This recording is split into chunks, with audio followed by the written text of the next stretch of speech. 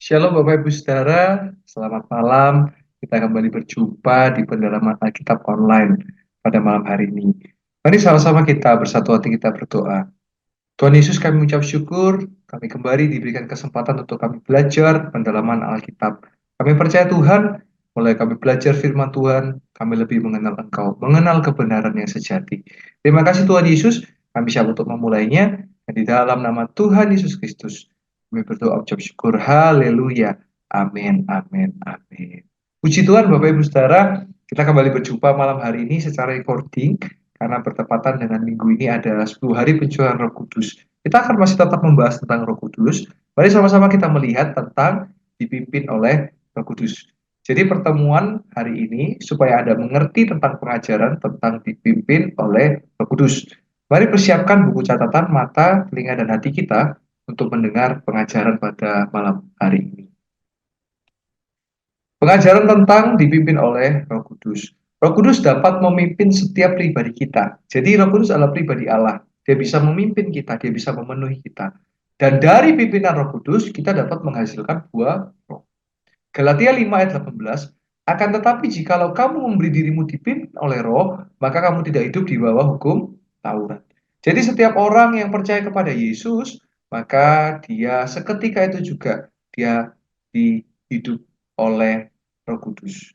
Dan nanti dipimpin, nanti juga dipenuhi. Nah, dipimpin dan dipenuhi itu adalah kita dengan sadar mau dipimpin, mau dipenuhi. Mari sama-sama kita melihat apa hasil ketika kita mau dipimpin oleh Roh Kudus. Kita akan belajar dari Galatia 5 ayat 16 sampai 26. Dan pastinya Bapak Ibu Saudara nggak asing karena ini adalah buah roh. Bapak Ibu Saudara, saya perlu jelaskan dulu tentang buah roh. Jadi buah roh itu bukan buah-buah roh. Tapi buah roh itu adalah satu buah dengan 9 rasa. Ya, nanti kita akan belajar sama-sama apa saja rasa-rasanya. Tapi kita lihat dulu tentang hidup dipimpin oleh roh. Maksudku ialah hiduplah oleh roh, maka kamu tidak akan menuruti keinginan daging. Jadi kalau kita dipimpin oleh roh, kita nggak akan hidup dengan daging. Kita masih punya daging, Bapak Ibu Saudara ya. Sebab keinginan daging berlawanan dengan keinginan roh. Dan keinginan roh berlawanan dengan keinginan daging. Karena keduanya bertentangan sehingga kamu setiap kali tidak melakukan apa yang kamu kehendaki. Akan tetapi jikalau kamu memberi dirimu dipimpin oleh roh, maka kamu tidak hidup di bawah hukum Taurat. Perbuatan daging telah nyata, yaitu percabulan, kecemaran, hawa nafsu, penyembahan berhala, sihir, perseteruan, perselisihan, iri hati, amarah, kepentingan diri sendiri, percideraan, roh pemecah, kedengkian, kemabukan, pesta pora, dan sebagainya. Terhadap semuanya itu kuperingatkan kamu seperti yang telah kubuat dahulu bahwa barang siapa melakukan hal-hal yang demikian, ia tidak akan mendapat bagian dalam kerajaan Allah. Tetapi buah roh ialah kasih sukacita, damai sejahtera, kesabaran, kemurahan, kebaikan, kesetiaan, kelemah lembutan, dan penguasaan diri. Tidak ada hukum yang menentang hal-hal itu. Barang siapa menjadi milik Kristus Yesus, ia telah menyalibkan daging dengan segala hawa nafsu dan keinginannya. Jikalau kita hidup oleh roh, baik lagi hidup kita juga dipimpin oleh roh. Dan janganlah kita gila hormat, dan janganlah kita saling menantang dan saling mendengki. Bapak Ibu Saudara, saya akan jelaskan dulu perbuatan daging. Jadi daging itu selalu berkaitan dengan dosa ya. Ada cabul, cemar, hawa nafsu, penyembahan berhala, sihir, perseteruan atau pertengkaran, perselisihan, iri hati, amarah, dan kepentingan diri sendiri. Dan percideraan dan roh pemecah, dan kedengkian, kemabukan, pesta pora, dan sebagainya. Jadi pilihan kita hidup hanya dua. Mau dipimpin oleh Roh Kudus atau hidup dengan daging kita. Kalau kita hidup dengan daging kita pasti binasa. Karena dikatakan di ayat 21, tidak akan mendapat bagian dalam kerajaan Allah. Jadi kita harus mau dipimpin oleh Roh Kudus. Nah sekarang kalau kita dipimpin oleh Roh Kudus menghasilkan 9 rasa buah roh. Tadi saya sudah sebut di awal. Jadi buah roh itu sama seperti buah apel.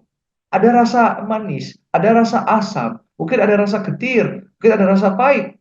Tapi itu satu buah. Nah sama, buah roh ini kita bisa miliki semua. Apa saja? Kasih, sukacita, damai sejahtera, kesabaran, kemurahan, kebaikan, kesetiaan, kelemah lembutan, dan penguasaan diri.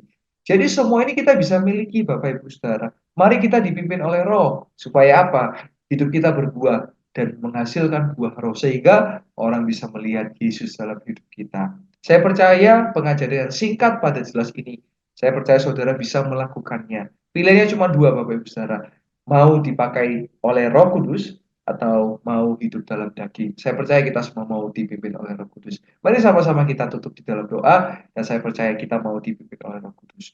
Terima kasih Tuhan, kami sudah mendengar kebenaran firman Tuhan, kami mendengar pengajaran pada malam hari ini. Kami percaya kami semuanya mau dipimpin oleh Roh Kudus, kami mau untuk ditolong dan terus menjadi anak-anak Tuhan yang menghasilkan buah roh. Oleh sebab itu, Tuhan berkati setiap pendengar, orang-orang yang belajar di dalam nama Tuhan Yesus Kristus. Oleh sebab itu, Bapak Ibu Saudara, mari angkatlah kedua belah tanganmu dan tenangkanlah wajahmu. Bawalah, terimalah dan nikmatilah berkat dari Allah Bapa, cinta kasih dari Yesus Kristus, dan persekutuan yang manis dengan Roh Kudus yang terus menyertai memberkati engkau mulai dari sekarang sampai Maranatha. Tuhan Yesus akan dua kali bahkan sampai selama-lamanya. Dan di dalam nama Tuhan Yesus Kristus, setiap orang percaya sama-sama katakan amin, amin, amin. Selamat malam dan Tuhan Yesus memberkati. Haleluya.